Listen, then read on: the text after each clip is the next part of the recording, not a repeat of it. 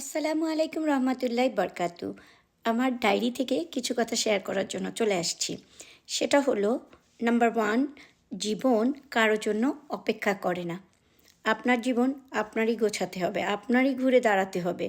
আপনি যদি আপনার জীবনকে না গোছান, কেউ এসে আপনার জীবন গুছিয়ে দিবে না। এটা যত তাড়াতাড়ি বুঝবেন তত তাড়াতাড়ি আপনার জন্য ভালো। অনেক দোয়া আপনার জন্য, যেন আপনি আপনার জীবনটাকে গোছাতে পারেন। 2 নাম্বার হলো যে আপনার সঠিক সময়ে নিজের যত্ন, নিজের ভালোবাসা, নিজের খেয়াল এগুলো রাখতে হবে। আপনি যদি আপনার নিজের যত্ন নেন, তাহলে কি কেউ আসে এসে আপনার যত্ন করে দিবে? কেউ কারোর জন্য সময় বের করতে পারবে না। বিপদে পড়ে দেখেন, অসুস্থ হয়ে দেখেন, তখনই আপনি বুঝতে পারবেন আমি কি বোঝাতে চাচ্ছি। জীবনটা সুন্দর করার দায়িত্ব আপনার নিজেরই।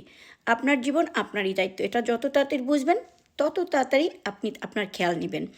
3 নাম্বার হলো আপনার স্বপ্ন। আপনার স্বপ্ন আপনি কি করতে চান? আপনি যদি ঘুরে দাঁড়াতে চান, তাহলে আপনারই দাঁড়াতে হবে। আপনার স্বপ্ন বাস্তবায়ন করতে হবে। সেটা ছোট হোক, বড় হোক, যাই হোক, আপনার স্বপ্ন আপনারই পূরণ করতে হবে। শুধু ঘুমায়ে ঘুমায়ে স্বপ্ন দেখলে স্বপ্ন বাস্তবায়ন হবে না। ঘুম থেকে উঠে বাস্তবে স্বপ্ন দেখতে হবে, সেটা যেরকমেরই স্বপ্ন হোক না কেন। আর এই যখন উঠে আপনি স্বপ্ন বাস্তবায়ন করবেন এবং পরিশ্রম করবেন, তাহলেই আপনার স্বপ্ন বাস্তবায়ন হবে।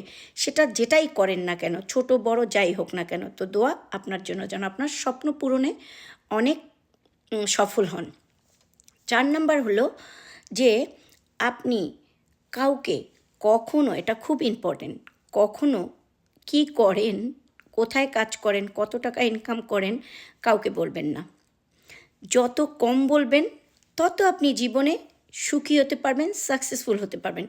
যত মানুষের কাছে নিজের ইনফরমেশন বলে দিবেন, তত আপনার বদনজর পড়বে। বদনজর, হিংসা এগুলো আপনাকে ধ্বংস করে দিবে। আর ধ্বংসের মধ্যে যদি একবার পড়ে যান, তাহলে ঘুরে দাঁড়াতে আপনার অনেক কষ্ট হবে। তাই বললাম, নিজের সফলতা, নিজের টাকা পয়সা, কোথায় কাজ কী করেন, একদম গোপনে চুপে মুখের মধ্যে তালা মাইরা তারপরে করবেন।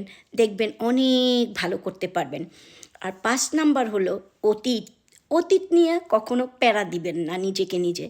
অতীত সবার জীবনে আসে, কারো জীবনে কম, কারো জীবনে বেশি। অতীত ছাড়া কোনো মানুষ নাই। কেউ বলে, কেউ বলে না, কেউ চুপে চুপে অতীতরে হ্যান্ডেল করে। তো অতীত দিয়ে আপনি কি শিখতে পারছেন, সেটা হলো বড় কথা। যে আমার অতীত আমাকে কি কি শিক্ষা দিচ্ছে, শিক্ষা নেওয়াটাও কিন্তু অনেক বড় ব্যাপার। আর অতীত যে আপনাকে শিক্ষা দেয়, এটা যত আপনি শিখতে পারবেন তত আপনি উন্নতি করতে পারবেন।